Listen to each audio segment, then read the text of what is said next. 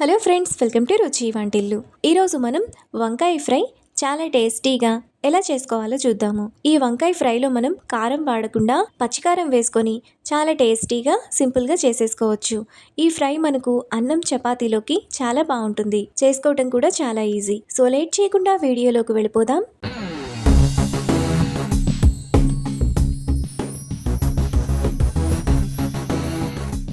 ముందుగా ఈ వంకాయ ఫ్రై చేసుకోవడానికి మిక్సీ జార్ తీసుకొని అందులో 2 ఇంచుల అల్లం, 3 టేబుల్ స్పూన్ల పచ్చి కొబ్బరి ముక్కలు, కారానికి తగినట్టుగా 5-6 పచ్చిమిరపకాయలు వేసుకొని కొంచెం బరకగా మిక్సీ వేసుకోవాలి. అల్లం కొబ్బరిని ఇక్కడ చూపిస్తున్నట్టు ఈ విధంగా బరకగా వేసుకొని పక్కన పెట్టుకోవాలి.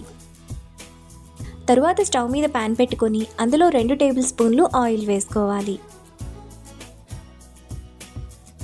ఆయిల్ వేడైన తర్వాత 1 టీ స్పూన్ జీలకర్ర వేసుకొని ఫ్రై చేసుకోవాలి.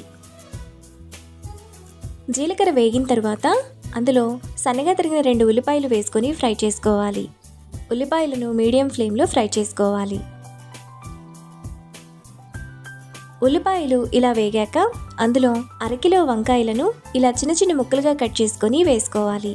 వంకాయలను చిన్న చిన్న ముక్కలుగా కట్ చేసుకొని ఉప్పు నీళ్ళలో వేసుకొని ఉంచుకోవాలి. ఇప్పుడు టేస్ట్కి తగినంత ఉప్పు వేసుకొని 2-3 నిమిషాల పాటు మీడియం ఫ్లేమ్లో ఫ్రై చేసుకోవాలి.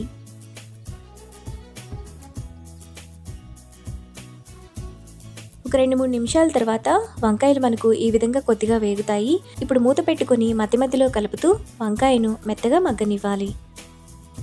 వంకాయ ఈ విధంగా మగ్గిన తర్వాత మరో 2 నిమిషాల పాటు బాగా కలుపుకోవాలి.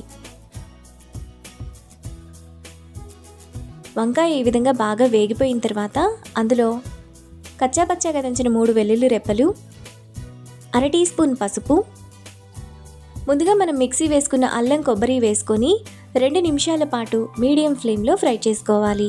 అల్లం పచ్చిమిరపకాయలున్న పచ్చివాసన అంతా పోయి వంకాయలో బాగా వేగితే టేస్ట్ బాగుంటుంది. 2 నిమిషాల తర్వాత అల్లం పచ్చిమిరపకాయలు కొబ్బరి కూడా వంకాయలో బాగా కలిసిపోయి ఈ విధంగా రెడీ అవుతుంది. ఇప్పుడు లాస్ట్లో కొద్దిగా కరివేపాకు వేసుకొని మరో నిమిషం పాటు కలుపుకోవాలి. మనకు చాలా టేస్టీగా వంకాయ ఫ్రై రెడీ అయిపోయింది. ఇప్పుడు ఈ వంకాయ ఫ్రైను బౌల్లోకి తీసుకొని వేడివేడి అన్నంలో కలుపుకొని తింటే ఎంతో టేస్టీగా సింపుల్గా చేసుకునే వంకాయ ఫ్రై రెడీ. ఈ రెసిపీని మీరు కూడా ట్రై చేసి మీకు టేస్ట్ ఎలా కుదిరిందో నాకు కామెంట్స్లో షేర్ చేయండి.